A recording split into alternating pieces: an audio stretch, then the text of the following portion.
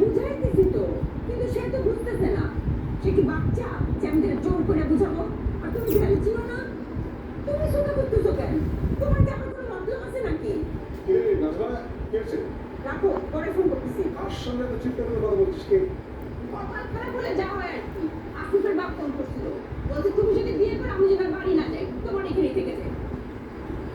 তোকে তো আমি আগেই মানা করছি ওই খপ্পরটাকে বিয়ে করছি, তখন তো শুনি না। ও, আমার জামাই গর্ত, আর তুমি বুঝি খুব চালাক। তোমার কারণে তো আমার সংসারটা থাকতেছে না। তুমি বিয়ে করতেছো? শোন, ওই কপ্ত যদি তোকে ওখানে যেতে মানা করে বেঁচে যাবি।